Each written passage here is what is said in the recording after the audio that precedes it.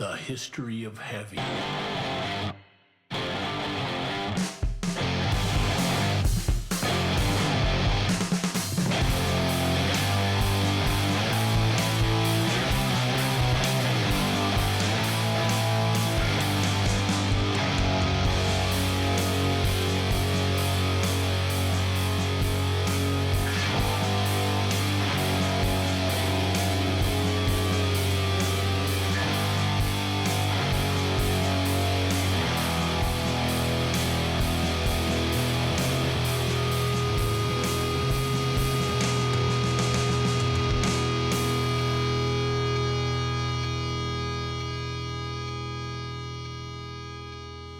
Hello and welcome to episode 6 of the History of Heavy podcast. This is the show that traces the chronology of heavy music across genres song by song.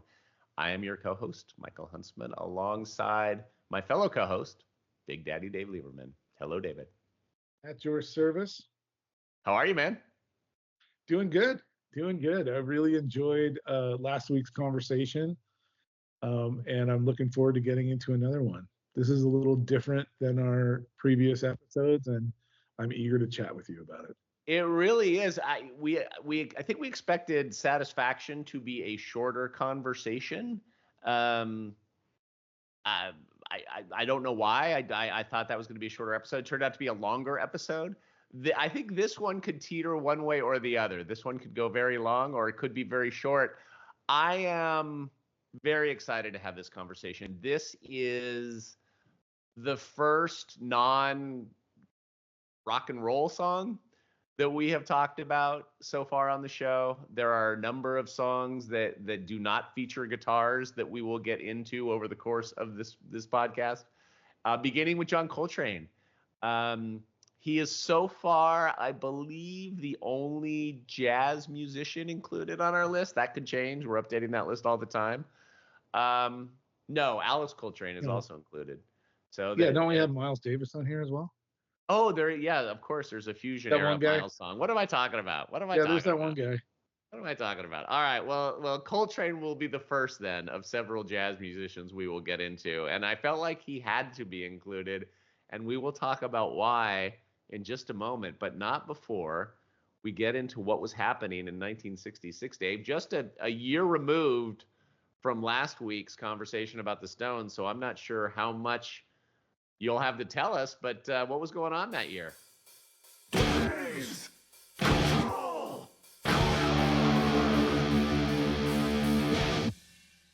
Yeah, good tee up, because I have a very brief cultural context tonight. It's really so much of the same.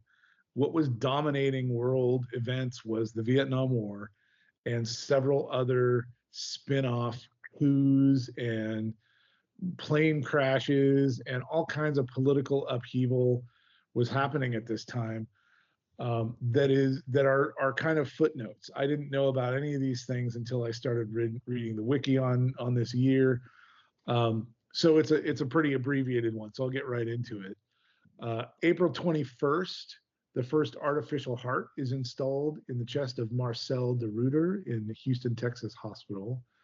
Also, April 21st, Haile Selassie visits Jamaica for the first time, meeting with Rasta leaders. And this is a significant date as April 21st, which is, I believe, Earth Day, but it's one day removed from Faux 20. And it's ironic that couldn't have just been a few hours before. April 24th, uniform daylight savings time is first observed in most parts of North America, much to the disdain of modern people. June 13th, Miranda v. Arizona. The Supreme Court of the United States rules that police must inform suspects of their rights before an arrest. And June 30th, the National Organization for Women, NOW, or NOW, is founded in Washington, D.C. In music, I did find a note that in 1966 in jazz, Ascension by John Coltrane is considered one of the most important jazz recordings of the 60s. And that is no small statement. The 60s was explosively prolific for jazz, and a lot of important jazz came out of the 60s. A couple of different movements were kind of solidified then that have just stayed with us for since then. So that is no small statement. But again, as with last week's episode, record of the year is Frank Sinatra, Strangers in the Night. Album of the year is Frank Sinatra, A Man and His Music. Song of the year, now we're starting to see that shift, Michelle by Lennon and McCartney, the Beatles. I thought this was fun. The best instrumental, the Batman theme by Neil Hefti.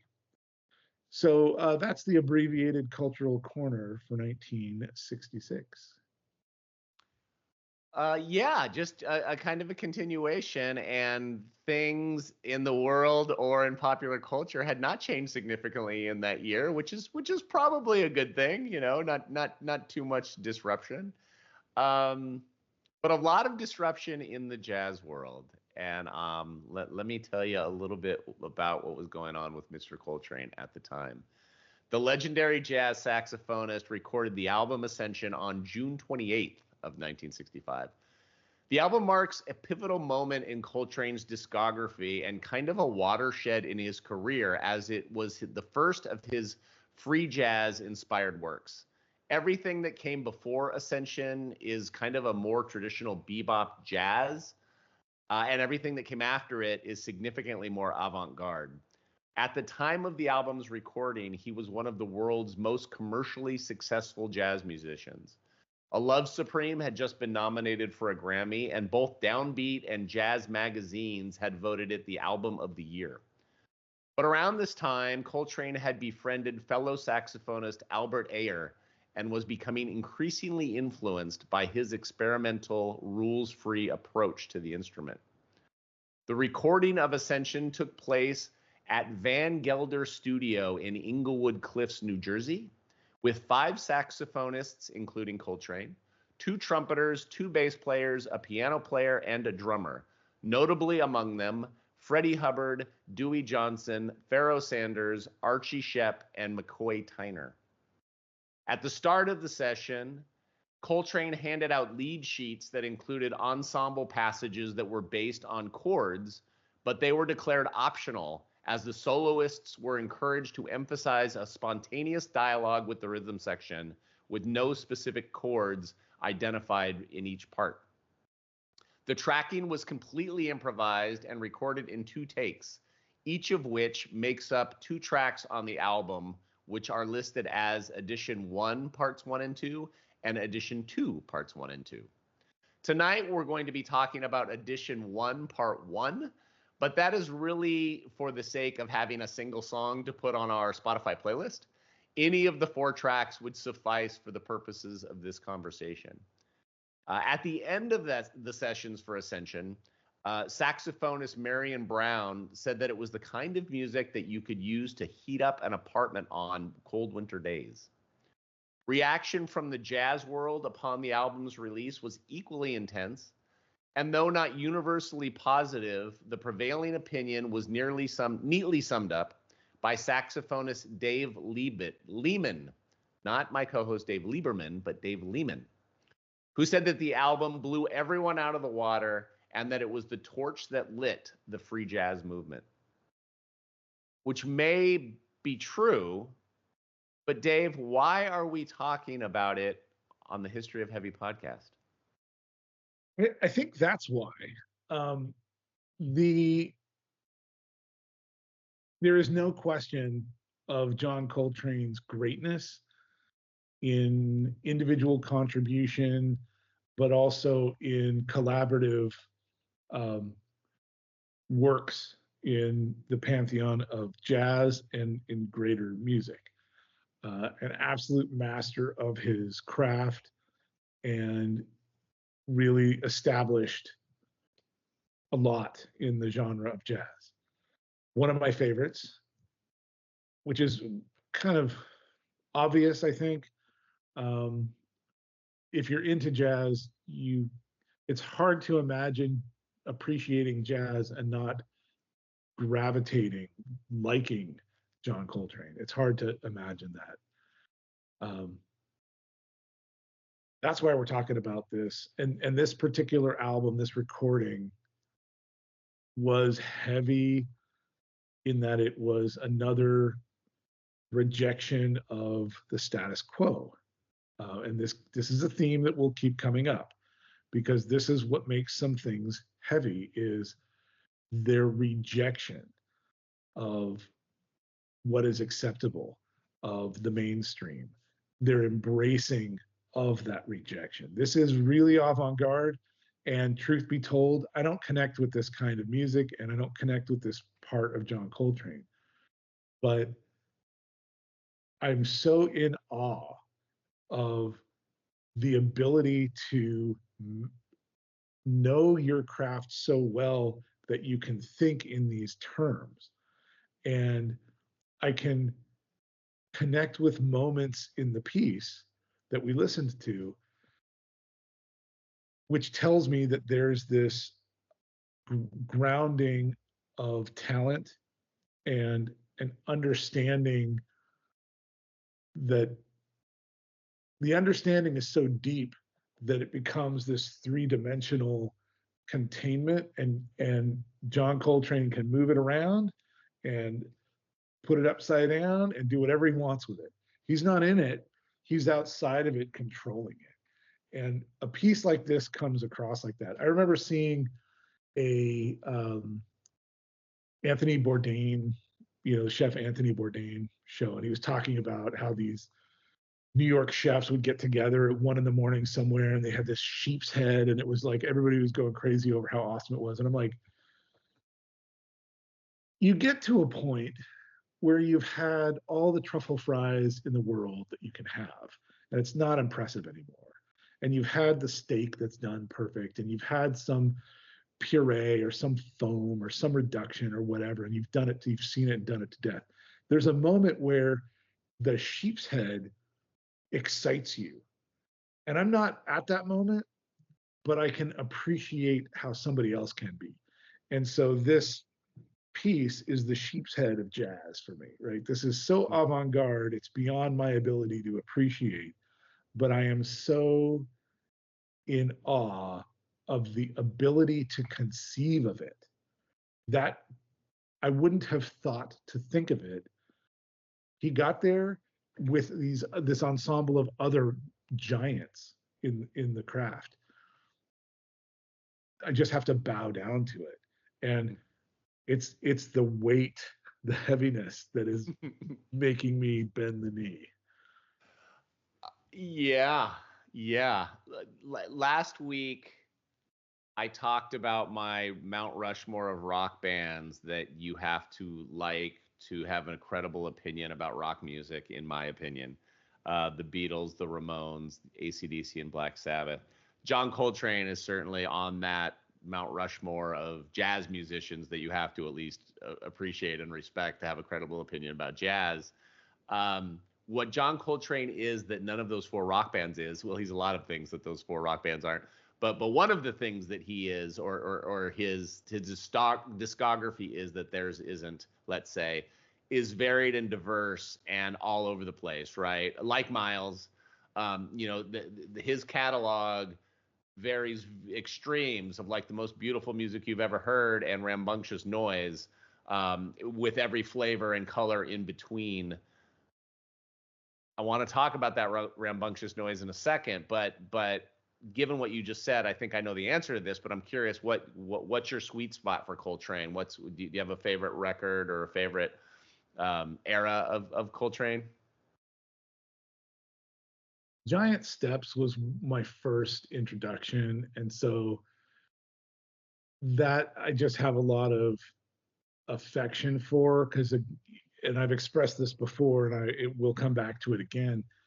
The relationship I have with music is becomes connected to the recording of that music, and so sometimes it's difficult for me to connect with live performance. One of the things I like about jazz is because it's so unrestricted, I can do that. I can have an appreciation of live jazz and recorded jazz.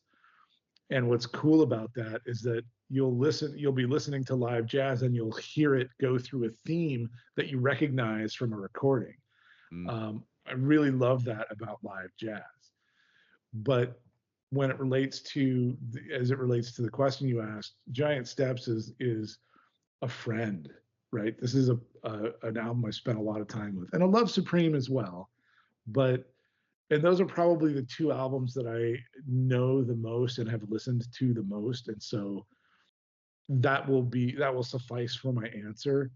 But there's so much of his work and so many albums that he played on that weren't John Coltrane albums, but that he was a part of, that are important to me. So I'm going to go with Giant Steps with a Love Supreme sidecar. Yeah, I think, A Love Supreme is kind of the Sergeant Pepper's almost, in terms of its, it's that, and then there's all the other ones kind of. But Right. Blue Train for me is kind of the one, which is 1958, so just prior to Giant Steps. My introduction to that album, and really well, I had Kind of Blue, the Miles Davis record, was the first jazz record I ever owned, and was the only jazz record I ever owned for a long time in the mid 80s. And in 1989, the song Blue Train, I didn't know it was the song Blue Train at the time, but is featured heavily in Spike Lee's Do the Right Thing. And that it gives me chills to think about it. Who is that? And it's like, oh, of course, that's John Coltrane. It's time, Huntsman, roll up your sleeves and dig into John Coltrane. And that's what did it, was that song being in Do the Right Thing. So yeah, and that music again is absolutely gorgeous and melodic and emotional. When we get to Ascension, this is a different thing, and in all honesty, this is not a Coltrane I am nearly as familiar with. I do love fusion, I do love avant-garde jazz, and we'll get into some, as we mentioned earlier, in later episodes of the show. Coltrane not as familiar, but I think Ascension, in addition to everything you said about Coltrane as an artist, the rules being broken of the form to make this music, all the things that make it heavy that have nothing to do with the sonics are true. The sonics here, though, to me, are extremely heavy and really important as we look at the evolution of other genres of avant-garde heavy music. I will continue to reference your Sun sweatshirt, your Sun hoodie. The music Sun makes, the music the band Earth makes, a lot of drone metal, certainly a lot of ambient music. All of those kind of experience, from Glenn Branca to Suicide to Brian Eno, are all informed by John Coltrane. And listening to this record, and this record is a really good illustration of why I love music so much. I listen to music all day long. It's playing in the background in my office if I'm not on a call. I have headphones in when I'm walking the dogs, listening. I listen to music practically almost all day.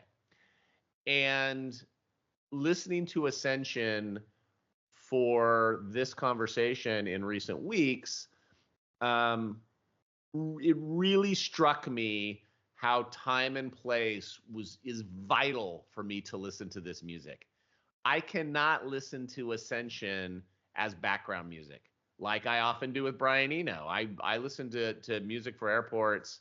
Brian Eno is background music. Yeah, so it's the greatest background music. Yeah.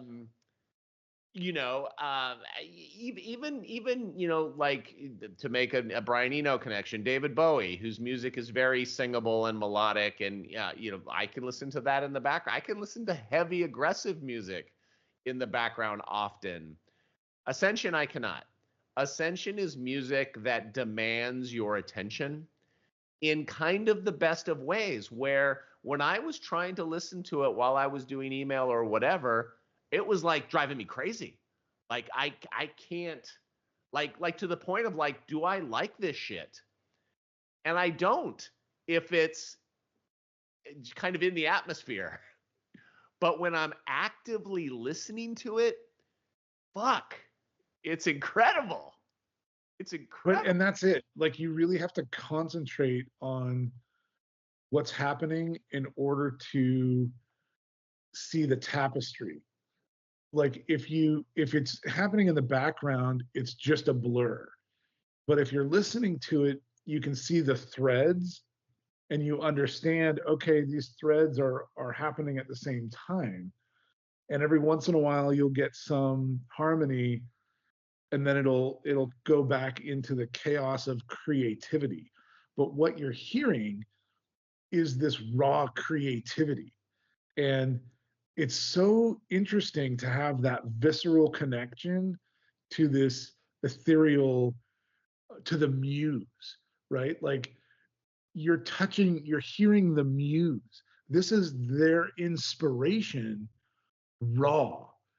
And I have never heard any other music that quite does that. This piece in particular allowed me to experience the music in that way. And just as you said, like, it was disruptive to the point where I had to stop what I was doing and just sit quietly and close my eyes. And then there was something to do there. But it demands your active attention, because it's busy, it's too heavy to balance in the background. It's heavy. It absolutely deserves to be in our conversation. Yeah, look, I want to be the first person to ever compare John Coltrane to Napalm Death. So I'm going to do that now. In 1987, they released their classic debut album, Scum. We will be talking about "You Suffer," their 1-second song, later on this podcast. But I remember when Scum came out, and this is at the height of Slayer and DRI and every band trying to be the fastest band in the world. And they marketed the Napalm Death record with stickers on it that said the fastest band in the world. And I remember my roommate Glenn at the time, who I did my other podcast with, on Manu Polanco podcast, shout out. Well, I remember when we were living together at the time, he brought it home and put it on, and we were just laughing. We're like, this sounds just like you can't even discern one instrument. It's just white noise. It's just oblivion, like, happening sonically. I'm not going to suggest that Napalm Death was inspired by John Coltrane, but there is a and we will try to chronicle this through our episodes. I'll get you there. There is a connectivity to that sensation of complete chaos happening in your ears that you have to actively make sense of to get any kind of enjoyment out of it at all. And the emotional response to it is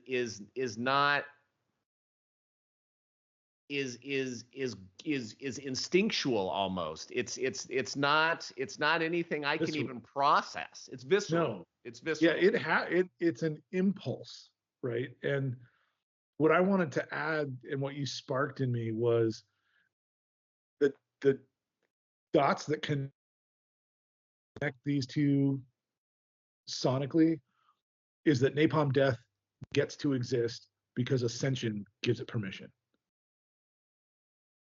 The fact that Ascension is there gives them permission. It gives Sonic Youth permission to tune their instruments that way. It gives Sun, all these bands get to play in the wake of Ascension. Yeah. Yes. So we're going to be talking about Sun a lot on this podcast, I could tell.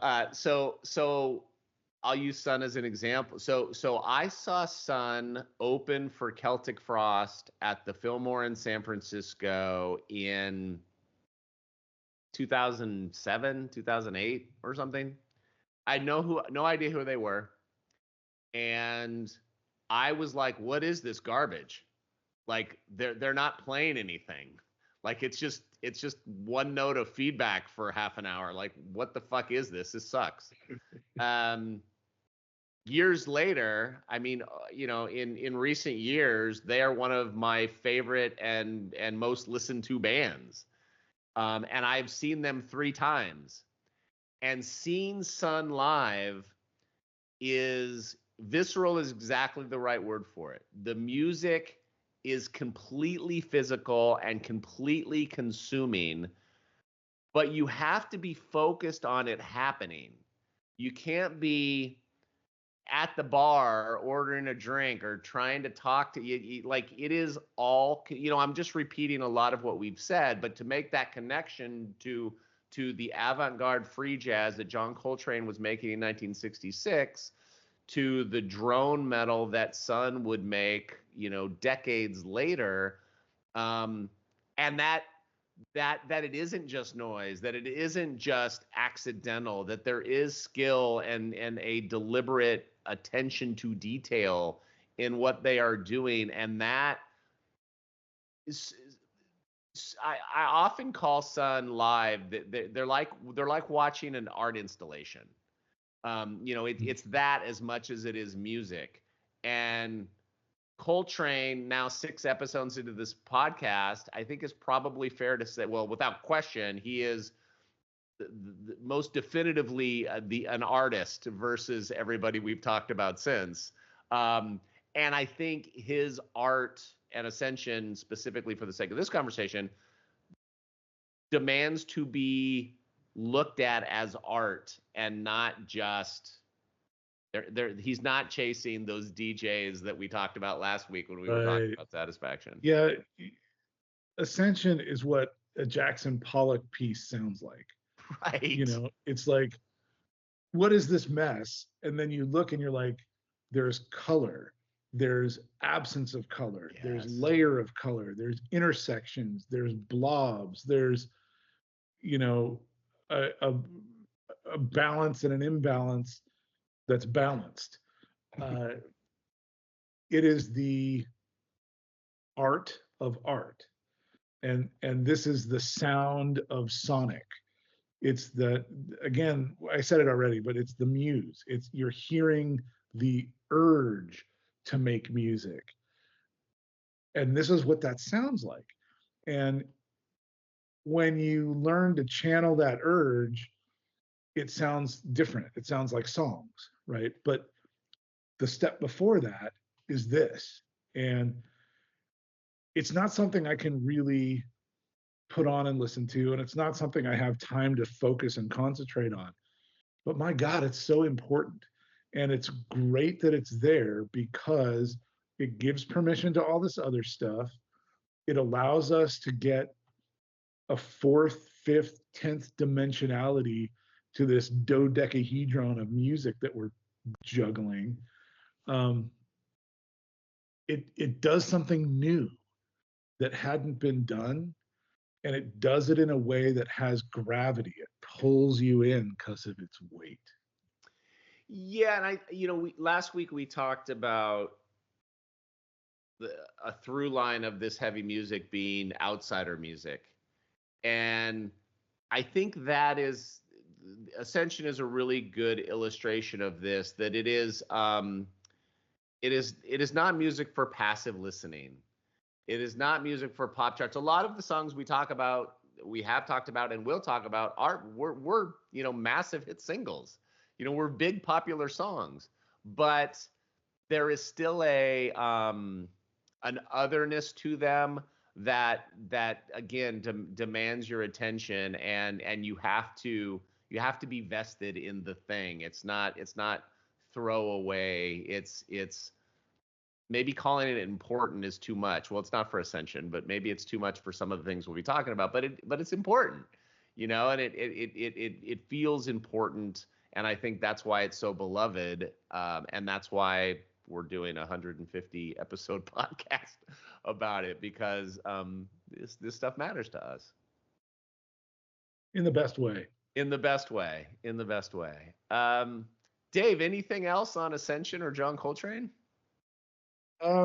Just this was a new experience for me, and it just helps me appreciate the brilliance of John Coltrane and the boldness and the risk taking and the hubris to be able to not give a fuck and do what you're driven to do, what you're compelled to do, what you're called to do.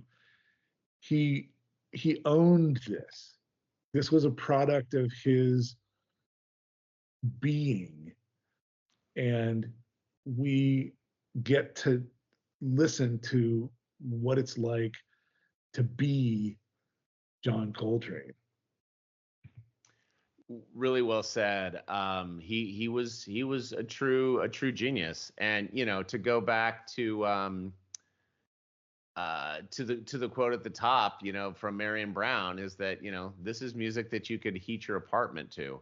If that's not fucking heavy, I don't know what is. Yeah. Look, every week we pit our current champion song against this week's current song. It almost seems unseemly and unfair to pit anything against Ascension, but that is the task that we have been given. We have a shared champion right now, that is the Witch by the Sonics.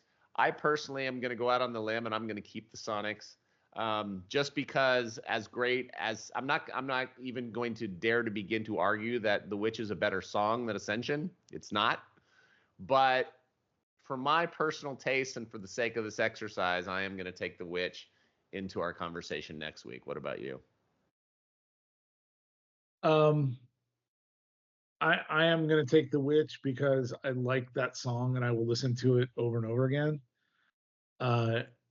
without disrespecting Ascension. Like this is a hard line to walk because it depends on what you're asking. What's heavier? Ascension. What am I going to listen to tomorrow? The Witch. Yeah. And I'm always going to have appreciated this ability to get academic with John Coltrane and with this piece of music and with this album, because it helps me appreciate the rest so much more. But that's its weight, that's its heaviness, and it has a different listenability to it. So I can respect the shit out of it and choose the Witch. Yeah. Well said. I think we're on the same page there. Next week, I think we're going to try to meet somewhere in the middle. We're going to stay in 1966, and somewhere in between the Sonics and John Coltrane lies Rocky Erickson and the 13th Floor Elevators. We are going to talk about You're Going to Miss Me, which I think is going to be a really fun conversation. We're going to get a little psychedelic and talk about the other spectrum of what was going on in 1966 besides John Coltrane. In the meantime, please subscribe to our channel on YouTube. Check out our Spotify playlist where you can kind of track what episodes we're going to be talking about and make suggestions if you would like. You can make those suggestions on Instagram or Blue Sky, where you will also find us. In the meantime, Dave, that was always fun as always. Keep it heavy, my brother. Yeah, real good discussion. Okay, thank you. Bye.